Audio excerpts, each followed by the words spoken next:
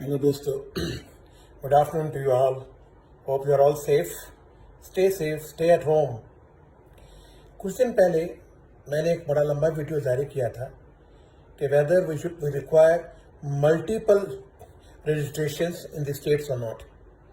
उस वीडियो में हमने कंक्लूड किया था through various advance rulings as per law कि अगर कुछ हालात हम मैनेज कर सकते हैं तो एक ही नंबर से, एक ही स्टेट से हम काफ़ी स्टेट्स में काम कर सकते हैं बिना किसी प्रॉब्लम के, bye operation of section 22 of CGST act chapter 5.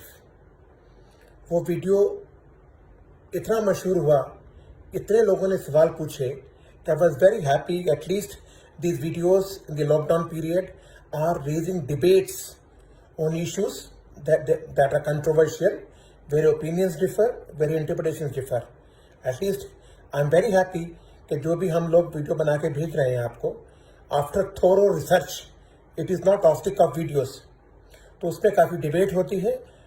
मेरे को कम से कम 40-50 एडिशनल कमिश्नर, स्पेशल कमिश्नर्स ने मैसेज भेजे उस वीडियो के ऊपर, and they gave the reactions. It was overwhelming. उस वीडियो के बाद मेरे को काफ़ी लोगों के और भी फ़ोन आए कि मिस्टर वर्मा, ये जो सेक्शन 22, 23 और 24 का इंटरप्ले है, इसका क्या मतलब है. उन सबको एडवांस रूलिंग्स मालूम है. जो भी सेक्शन 24 पे एडवांस रूलिंग्स आई हैं, काफ़ी लोग जानते हैं, जो ये पढ़ते हैं, जो ये काम करते हैं.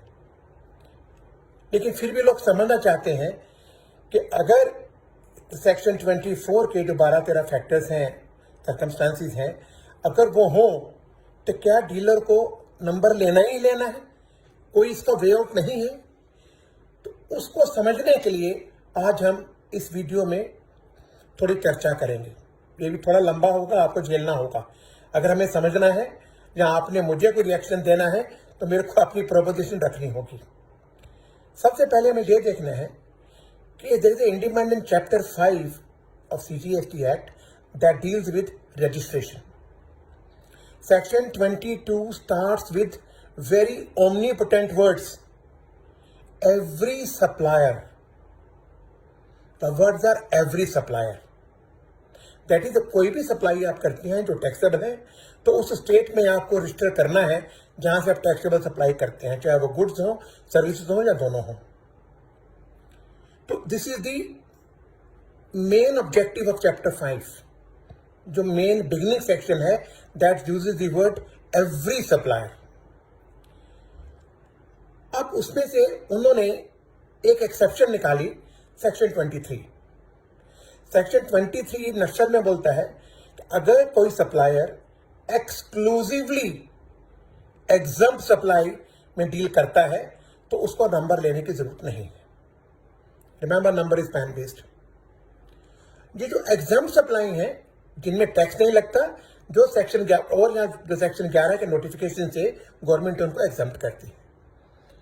आई think there are notification number 2 और 17 जो इन चीज़ों को डिफाइन करते हैं कि कोई 150-55 गुड्स हैं जो एक्सक्लूसिवली एग्जम्प्ट है. उसके बाद आता है सेक्शन 24. सेक्शन 24 शुरू होता है नॉन ऑब्स्टिनेट क्लास से. It says notwithstanding anything contained in section 22, section 23 is not referred in section 24. उसके रीजन है, उसको रेफरेंस की जरूरत भी नहीं थी. जब हम नॉन ऑब्स्टिनेट क्लास को डील करते हैं, इसका मतलब ये है कि जो सेक्शन 22 में लिखा गया वो लागू नहीं होगा अगर जो फैक्टर्स, जो सर्कमस्टांसिस, जो हालात सेक्शन 24 में लिखे गए हैं, अगर वो प्रिवेल करते हैं. तो साधारण भाषा में क्या मतलब हुआ कि अगर सेक्शन 22 में अगर आप एवरी सप्लायर, कोई अगर टैक्सेबल सप्लाई करता है गुड्स की, ओनली टैक्सेबल, ये बहुत जरूरी है समझना. सेक्शन 22 कहता है टैक्सेबल सप्लाईज और गुड्स और services post up to 40 lakh और 20 लाख गुड्स और सर्विसेज में उसको रजिस्टर करवाना है. लेकिन सेक्शन 24 सेक्शन 22 को ओवररूल करता है, बोलता है कि अगर सेक्शन 24 में जो 12 हालात लिखे गए हैं, अगर आप उनमें डील करते हैं तो आपको रजिस्ट्रेशन लेना है, चाहे आपकी टर्नओवर 100 रुपया भी क्यों ना हो. That is the function of non-obstinate clause that operates in section 24 and that overpowers section 22. अब इन दोनों सेक्शनों का क्या मतलब हुआ? इन सेक्शनों का मतलब ये हुआ, सेक्शन 22 में लॉ मेकर्स ने आपको एक बेनिफिट दिया कि भी अगर आप दिल्ली से टैक्सेबल सप्लाई गुड्स की करते हैं, सर्विसेज करते हैं 40 लाख और 20 लाख आज के टाइम पर, तो आपको नंबर नहीं लेना। लेकिन उन्होंने साथ में ये भी कहा, ये this is not unconditional right, it is not your fundamental right, this right is subject to section 24। तो 24 में उन्होंने क्या क्या लिखा कि अगर आप इंटरेस्टेड सप्लाई करते हैं जो टैक्सेबल हो, गुड सर्विसेज बोथ, आप याद करिए section 7 central sales tax act, अगर हमारा दिल्ली वैट में या दिल्ली सेल्स टैक्स एक्ट में कोई भी टैक्सेबल क्वांटम ना हो फॉर टेकिंग रजिस्ट्रेशन, लेकिन अगर आप सेक्शन 3 में सीएसटी एक्ट में अगर कोई इंटरेस्टेड सप्लाई करते थे, चाहे वो 100 रुपए की क्यों ना हो, तो वो टैक्सेबल क्वांटम खत्म हो जाता था, तो आपको नंबर लेना था, कंपल्सरी था। इसलिए सेक्शन 24 में उन्होंने लिखा कि अगर ये हालात कहीं एग्जिस्ट करते हैं आपके केस में, तो आपको नंबर लेना है, कंपल्सरी रजिस्टर करवाना है अगर आप इंटरस्टेट सप्लाई करते हैं ऑफ गुड्स और सर्विसेज बोथ जो टैक्सेबल हैं। दूसरा उन्होंने क्या कहा? दूसरा उन्होंने कहा कैजुअल टैक्सेबल पर्सन।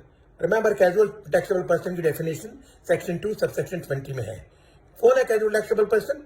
ये वो लोग हैं जो आपके यहाँ आके कोई कैजुअल सप्लाई करते हैं but in the course of business and who do not have any fixed establishment in the state in which they operate. उसके सारे 90 दिन टैक्स देना है देना है, उस पर हम नहीं जाएंगे। अब उनको रजिस्ट्रेशन लेना है। अब सपोजिंग आप उनको बोलो कोई बॉम्बे से दिल्ली में आए और वो धंधा करे, उनको बोलो नंबर लेने की जरूरत नहीं है क्योंकि अब 40 लाख के नीचे का काम है आपका। It will defeat the whole purpose of GST Act. After all, the purpose of GST Act is to collect revenue. GST Act does not do any charitable work. तो कैजुअल टैक्सेबल पर्सन का भी logic है कि उसको registration लेना होगा। जो तो तीसरा इशू उन्होंने बोला reverse charge. Reverse charge section 9(3) जो नोटिफाइड सर्विसेज है, 9(4) अगर आप अनरजिस्टर्ड गुड्स से खरीदते हैं। Similarly section 5(3) section 5(4) IGST act में सिमिलर प्रोविजंस है। रिवर्स चार्ज का क्या मतलब है? रिवर्स चार्ज में किसी तरह का कोई डाउट नहीं है। रिवर्स चार्ज को डिफाइन किया है section 2 with in bracket 98 CGST act. वो कहते हैं कि जो रिवर्स चार्ज की जो सप्लाईज है, अगर वो एग्जम्प्ट नहीं है तो टैक्स लगता है। वो सप्लाई टैक्सेबल होनी चाहिए, अगर एग्जाम्प्ट है तो उस पर आरसीएम नहीं लगता है। तो रिवर्स चार्ज कहते हैं कि जो रिसिपिएंट है, जिसको वो सर्विस दी जा रही है या जिसको वो गुड्स बेचे जा रहे हैं, जो रिवर्स चार्ज में है, काफी टेक्सटाइल गुड्स रिवर्स चार्ज में है, तो वो कहते हैं कि जो रिसिपिएंट जो टैक्स देगा वो ऐसे देगा जैसे वो सप्लायर हो, as if he is liable to pay tax as if he was the supplier of the services और दोज गुड्स। अब लॉ क्या कहता है? इसमें डीम्ड वर्ड नहीं है। मेरे दोस्त राजेश जैन ने एक बार हमारे से डिस्कशन में पूछा था कि ये डीम्ड वर्ड यूज किया गया। नो, डीम्ड वर्ड वहां नहीं है, सप्लायर है। और उसमें उन्होंने आगे लिखा कि जो भी इस एक्ट के प्रोविजंस हैं वो सारे आपको लागू होंगे। सो क्या मतलब हुआ? Again you come to section 7 CGST act read with section 3 of DST act और सेक्शन 3 ऑफ डीवैट एक्ट। आपने एक सप्लाई की जिसमें आपने एज ए रिसिपिएंट टैक्स दिया, लेकिन लॉ कहता है this tax you are paying as if you were the supplier of the services और गुड्स। इसलिए उसने इस रिवर्स चार्ज की पेमेंट को टैक्स माना और इसको इनपुट टैक्स की डेफिनेशन में लाए, ताकि जो आपने टैक्स जमा किया उसका आपको इनपुट टैक्स क्रेडिट मिले। तो अगर ये रिवर्स चार्ज की सप्लाई आपके हाथों में टैक्सेबल हो गई as a supplier by the interpretation of law which is clear unambiguous, तो सेक्शन 23 आपको कैसा लागू होगा? सेक्शन 23 वर्ड यूज करता है exclusive, dealing in exclusively exempt goods और सर्विसेज और बोथ। अब इसके आगे उन्होंने एक चौथा लाए, नॉन रेजिडेंट टैक्सेबल पर्सन। अगर कोई बाहर से आके, इंडिया के बाहर से जाकर काम करता है और जिसका इंडिया में कोई फिक्स्ड एस्टेब्लिशमेंट नहीं है, उस पर आपको रिवर्स चार्ज देना है। अगर वो इंडिया में आके कोई अरबों रुपए का धंधा करके, चाहे चाइनीज कंपनियां यहाँ के अरबों रुपए का धंधा कर जाएं बाहर से आकर बिना किसी को बताए, बिना नंबर लिए हुए, तो क्या आप समझते हैं कि जीएसटी का एक्ट का ऑपरेशन होगा? The answer is no. They must take number, they must give account for.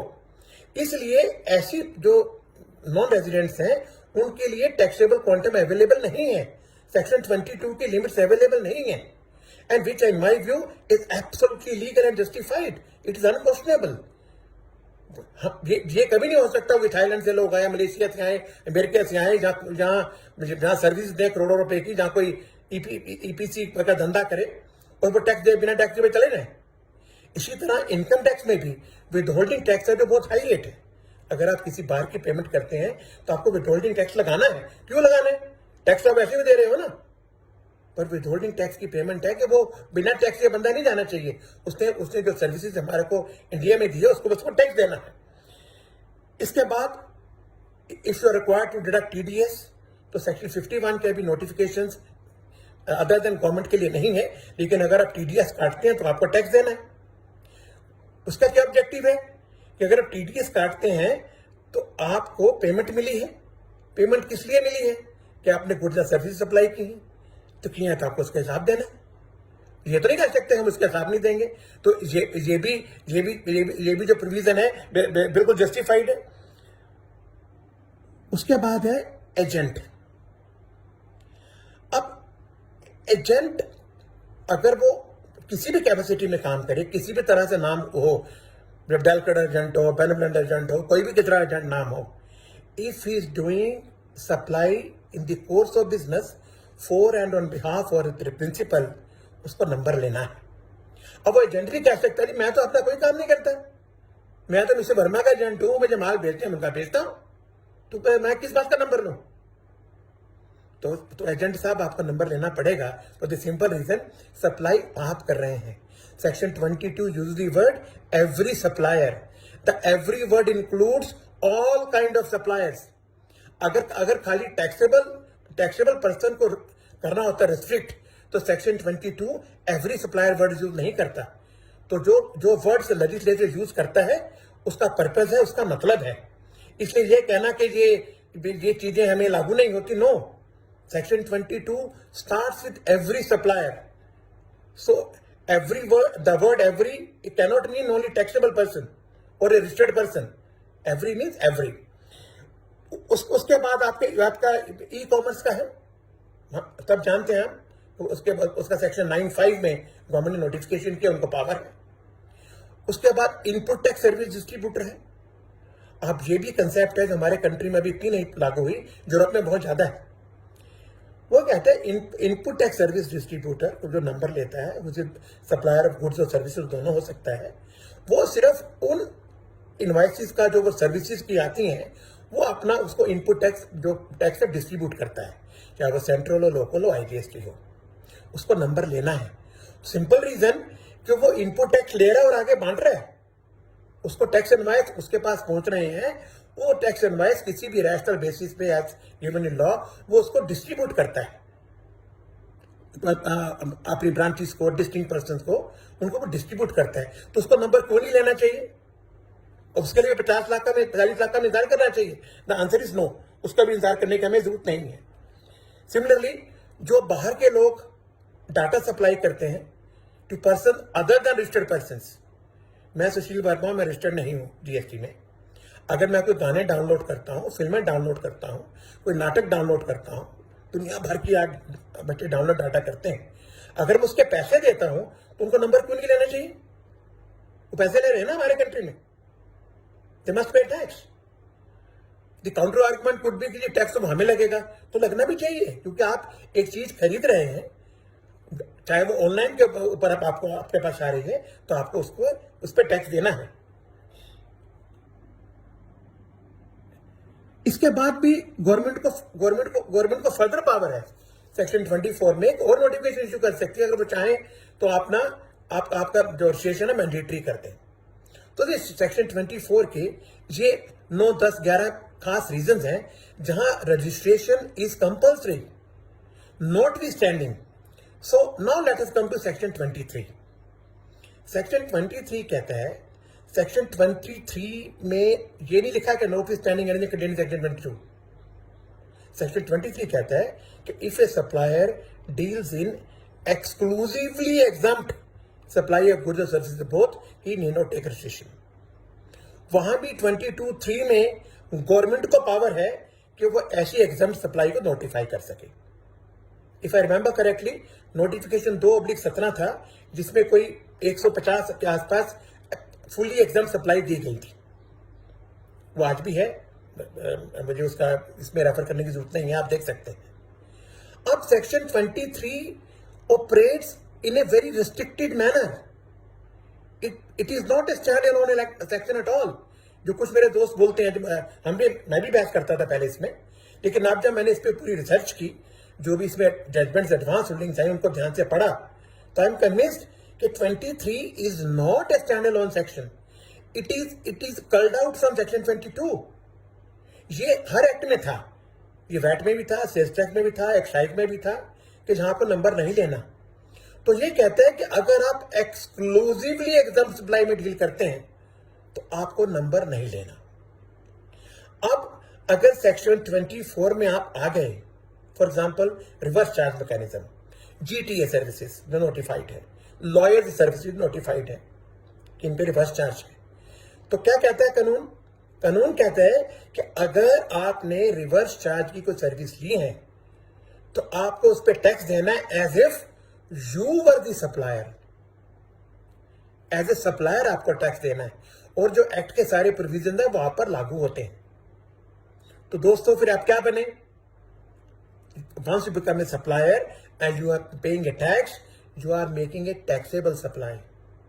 तो सेक्शन 23 का जो वर्ड्स है एक्सक्लूसिवली एग्जम्प्ट, आप उससे बाहर आ गए तो आपको नंबर लेना होगा। इंटरस्टेट सप्लाई वो हमारे पहले एक्ट में भी था, इसमें भी है। सो दोस्तों, section 23 does not operate on A stand alone platform. Main section is 22। In my view, section 23 and 24 at best are collateral sections to section 22. The function of 22 is to register every supplier. लेकिन उसमें भी उनको आप limits दी कि आपकी taxable supply हो। तो अगर आपकी टैक्सेबल सप्लाई थी ही नहीं तो सेक्शन 23 की जरूरत क्या थी? फिर इट इज ए ओटीओ सेक्शन, इसका कोई लेना देना नहीं है। वो तो सेक्शन 20 में वैसे बाहर थे आप। लेकिन उन्होंने जो एक्सक्लूसिवली एग्जम्प्ट सप्लाई बोली, जो नोटिफाई की गई, तो उसका अपना सेक्शन 23 का भी अपना एक नॉन पर्पस था। और सेक्शन 24 में जो सेक्शन 23 नहीं लिखा गया, उससे कोई फर्क नहीं पड़ेगा, किसी तरह का कोई फर्क नहीं पड़ता। कानून क्लियर है कि अगर कुछ प्रोविजंस में कंफ्लिक्ट है, अपरेंटली इसमें है, अगर 23 का नंबर नहीं लेना तो 24 कैसे कह सकता है? लेकिन मेरे हिसाब से कंफ्लिक्ट नहीं है ये। 24, 23 ऑपरेट ऑन इंडिपेंडेंट प्लेटफॉर्म्स। अगर कंफ्लिक्ट हो भी तो इसका इंटरप्रिटेशन रूल है कि वो इंटरप्रिटेशन लेनी चाहिए जो एक्ट का पर्पस सर्व करती है, जो एक्ट के पर्पस को डिफीट नहीं करे। A particular section should not be made a dead lumber. A dead piece of wood नहीं बनना चाहिए उसको, उसकी वर्केबिलिटी होनी चाहिए। Therefore, जब हम सेक्शन 23 में डील करते हैं और हम कहते हैं कि हमारी 100 करोड़ की एग्जम्प्ट सप्लाई की टर्नओवर है, एक्सक्लूसिवली एग्जम्प्ट। सपोजिंग आप कैटल फीड बेचते हैं, दूध बेचते हैं, सब्जियां बेचते हैं, लेकिन अगर आपने कोई सर्विस सेक्शन 24 मेंशन ले ली तो आपको नंबर लेना होगा, उसका कोई वे आउट नहीं है। सो सेक्शन 22, 23 हमें हार्मोनियसली कंस्ट्रू करना होगा। हार्मोनियस कंस्ट्रक्शन क्या होती है कि हर सेक्शन का आपके मतलब निकलना चाहिए और act should be workable. Act unworkable होगा अगर हम 24 को निकाल दें। 24 नहीं होता फिर तो कोई प्रॉब्लम नहीं थी, क्योंकि लेजिस्लेशन ने 24 सेक्शन रखा, उसका पर्पस यही था। अब आपने नंबर ले लिया, इसका मतलब ये नहीं है कि जो आपकी एक्सक्लूसिवली एग्जम्प्ट सप्लाईज हैं उनमें टैक्स लगेगा, वो एग्जम्पशन कंटिन्यू रहती है। तो अगर आपकी 10 करोड़ की कोई दूध की सप्लाई थी और 50,000 रुपए आपने मिस्टर वर्मा को दिए रिवर्स चार्ज में, राइट, तो आपकी 10 करोड़ 50 लाख टर्नओवर हुई। आपको 50 करोड़ में रिवर्स चार्ज दे दिया तो आपकी लायबिलिटी नील है, 10 करोड़ में टैक्स नहीं लग रहा आपको। हाँ, ये जो झंझट है नंबर लेने के और एक्ट के सारे प्रोविजन आपको लागू होंगे, वो आपको झेलने होंगे। एक और भी लॉजिक है, हमने सेल टैक्स की प्रैक्टिस में बहुत देखा है कि लोग दिखाते हैं ये फर्स्ट पॉइंट गुड्स है, करोड़ों रुपए की एग्जाम्पशन ले गए, ऐसे झूठ सर से बोल के। ऐसे जो आपकी एग्जाम सप्लाईज है उसका सर्टिफिकेट कौन देगा आपको? उसका सर्टिफिकेट तो कोई अथॉरिटी देगी ना आपको। सिंपली आप लिखें कि मैं जो फला फला दूध बेचता हूँ, कैटल फीड बेचता हूँ, सब्जियां बेचता हूँ, फ्रूट बेचता हूँ, इसका क्या मतलब है? उसमें भी बहुत सारी एक्सेप्शंस हैं। वो चीजें as a universally tax exempt नहीं है, उनकी भी पैक्ड फूड हो, ब्रांडेड फूड हो, उनमें भी झगड़े। तो इसलिए दोस्तों ये जो सेक्शन 22, 23, 24 का झगड़ा हम लोग डिस्प्यूट मानते हैं, मेरे हिसाब से कोई डिस्प्यूट नहीं है। इसमें 3 एडवांस रूलिंग्स आई हैं। सबसे अच्छी एडवांस रूल लिखी गई है वो है जालाराम फूड्स, महाराष्ट्र। दिल्ली की थी सोनकर पब्लिकेशन। वेस्ट बंगाल की बहुत अच्छी लिखी हुई रूलिंग है joint plant committee. Jalaram food में ये बिल्कुल यही था कि he was dealing in cattle feed. उसने लिख के दिया कि मैं और कोई काम नहीं करता एक्सेप्ट कि मैं जीटीए की सर्विस लेता हूं। उन्होंने इसी जो हमने वीडियो बनाया इसी लाइन पे काफी सुप्रीम कोर्ट की जजमेंट डाली और द प्रिंसिपल ऑफ इंटरप्रिटेशन डाले। अब उन्होंने इसको बोला कि नहीं, नॉटरी स्टैंडिंग कि आप 23 स्टैंड अलोन है या नहीं, हार्मोनियस कंस्ट्रक्शन देनी होगी आपको और आपको नंबर लेना होगा। इसीलिए Sonkar publication joint plant committee में भी उन्होंने लिखा कि अगर आप रिवर्स चार्ज में नहीं आते तो आपका नंबर नहीं लेना। तो वो जो लोग कहते हैं कि उनमें बोला नंबर नहीं लेना, वो रूलिंग वो नहीं थी।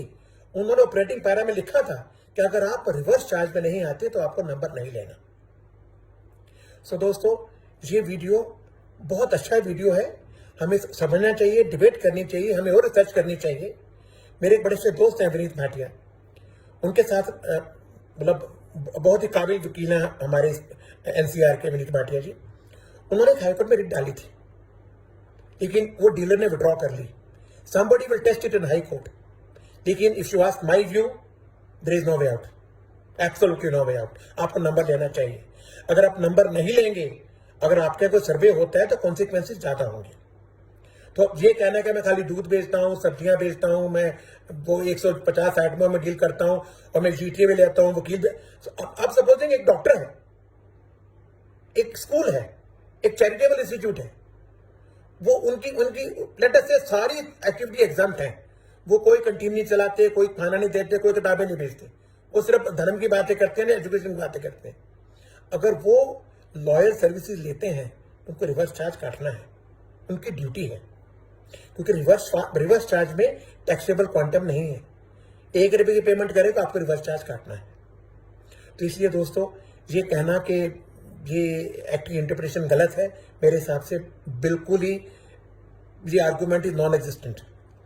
If you are covered by any of the 11-12 circumstances of section 24, whether as a recipient और एज ए सप्लायर, आपको नंबर लेना है और नंबर लेके जो एक्ट में सारी रिक्वायरमेंट्स हैं आपको पूरी करनी है और करनी चाहिए।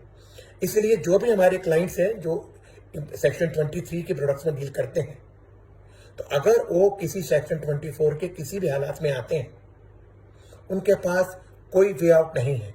They must be registered, otherwise the words used in section 22 which is the main section 23, 24 are called out to effectuate section 22. They are collateral to section 22. 23, 24 standalone sections नहीं है। 24 में 22 लिखा ही है, तो 23 भी 22 का हिस्सा है, उसमें से काट के लगाया गया है। क्योंकि अगर खाली एग्जाम सप्लाई को नंबर नहीं देना था तो 23 लिखने की जरूरत क्या थी? तो 22 में क्लियर है, अगर आपकी 45 लाख की टैक्सेबल सप्लाईज हैं तभी नंबर लेना है आपको। But the words used in the beginning of the section कि every supply must be subject to registration, therefore every supplier must be registered. इस फिलॉसफी को देखते हुए अगर हम 22, 23, 24 पढ़ते हैं तो बिल्कुल क्लियर चीज है कि आप अगर 24 में आते हैं आपका नंबर लेना है। तो दोस्तों ये आज का वीडियो था। थोड़ा काफ़ी लोगों को बुरा लगेगा ये वीडियो, क्योंकि इसमें एक व्यू है, and a lawyer must take a view. I am not a person who goes here and there. I have read those advanced rulings. I have read many articles people have written on this particular issue, and I've discussed with my friends who I think know little more than me, Rakesh Garg and Rajesh Jain, and Vineet Bhatia is also a good friend of mine. So we all have our views, but the majority view is that registration must be taken, notwithstanding the taxable quantum mentioned in section 22, if you fall in section 24 number 1, and registration must also be taken even if you fall in 23 for 99.99% of your turnover, but 0.001% turnover falls in section 24 in RCM or other categories. Number you have to take. There is no way out. Thank you, buddies. God bless. Next video will be a bomb. It will be on power to arrest, and we are working out on this to convey you guys in a simple term कि जो आने वाले period में जो arrest होने हैं, और बहुत होंगे इंडिया में, बता रहा हूँ आपको, सेक्शन 69 और सेक्शन 132 को एक्सटेंसिवली यूज करेगी गवर्नमेंट, कि उनको टैक्स नहीं आ रहा, लोग टैक्स दे नहीं रहे, चोरी करते हैं, वो गवर्नमेंट कहती है बहुत चोरी करते हैं। इसलिए wait for that video, it might take 4-5 days. Till then, enjoy this video. God bless you.